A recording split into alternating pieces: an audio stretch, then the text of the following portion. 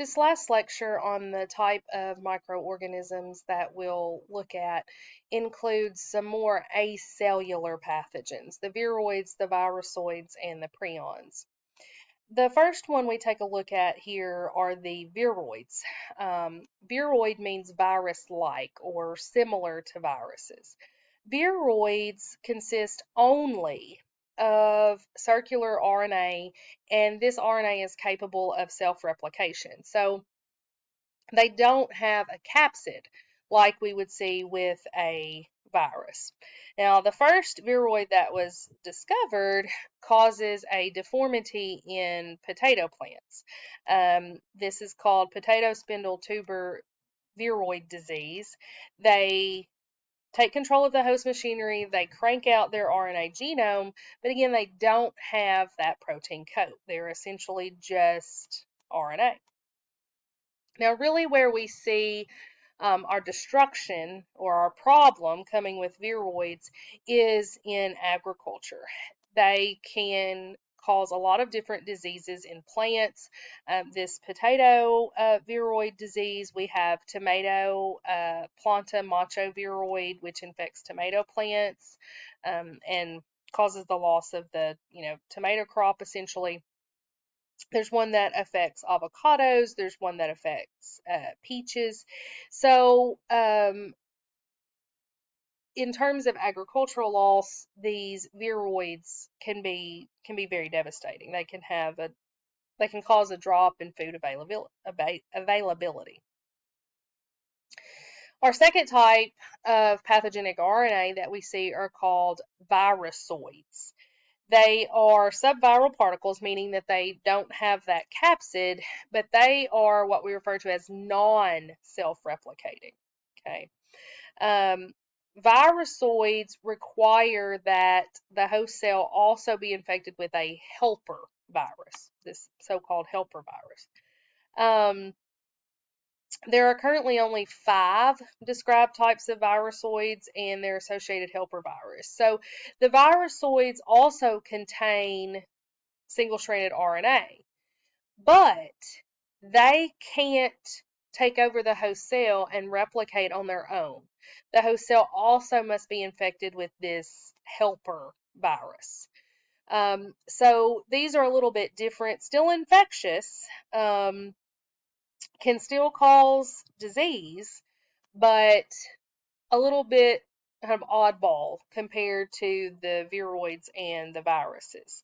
One example that we'll see later on in the semester is with the hepatitis delta virus. The hepatitis delta virus has a single-stranded RNA genome of about 1,700 nucleotides, so it's quite a bit larger than some of the others that we see. The HDV helper virus is the hepatitis B virus. So people can have co-infection with hepatitis B and hepatitis D, which causes more severe liver changes than just infection with hepatitis B alone. But hepatitis D on its own can't do anything. It has to have a cell that's also co-infected with the hepatitis B virus. Now, our last type of acellular pathogen we have here are the prions. For a long time, we believed that any infectious particle had to have genetic material. It had to have either DNA or RNA. And in 1982, Stanley Prusiner discovered these prions, which were just proteins. And that's where the term prion comes from, proteinaceous infectious particle. Prusiner was studying scrapie, which is a neurodegenerative disease in sheep. And he discovered that this disease was caused by a particle that did not have genetic material. His research was validated. He did receive the Nobel Prize 15 years later in 1997 for his discovery of prions. Now, a prion is a misfolded form of a protein that's normally found in the cell. And this normal protein you see here is PRPC, and the rogue protein is PRPSC. And we don't really know at this point exactly what causes this protein to go rogue. It could be genetic, it could be something that occurs spontaneously, maybe there's an environmental trigger. We don't really know exactly what happens, but when this protein goes rogue, it becomes infectious, starting to convert normal proteins into this abnormal misfolded protein. And this causes the formation of plaques in brain tissue. And so all of the diseases that are caused by prions are referred to as spongiform encephalopathies, which basically means a disease that causes brain holes to form in brain tissue. And what you're seeing here, this is a picture of um, brain tissue, and so you see these white spaces, these essentially these plaques that are forming, and that really is just the holes that are being formed in brain tissue that makes it resemble a sponge, and that's where the name comes from. Prions cause various forms of these spongiform encephalopathies. We have, of course, scrapie that is found in sheep. We have chronic wasting syndrome that can be found in deer and elk. We have Kuru and Creutzfeldt-Jakob and variant Creutzfeldt-Jakob disease that can be found in humans. And then, of course, the one that most of the public is familiar with is bovine spongiform encephalopathy, or what we commonly refer to as mad cow disease. The As the brain starts to become filled with these holes caused by the dead brain cells, it leads to brain damage, which then leads to loss of motor coordination, loss of speech. It can lead to dementia, and there is no cure for any of the prion diseases. And depending on the disease, it can progress rapidly. Death can occur within a few months or years.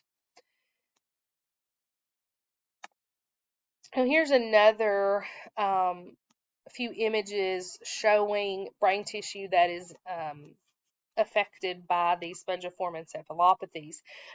In this figure, we have, a normal brain scan versus a brain scan with someone that has Creutzfeldt-Jakob disease, and you see that there are lesions, there are holes, spaces where brain tissue is missing.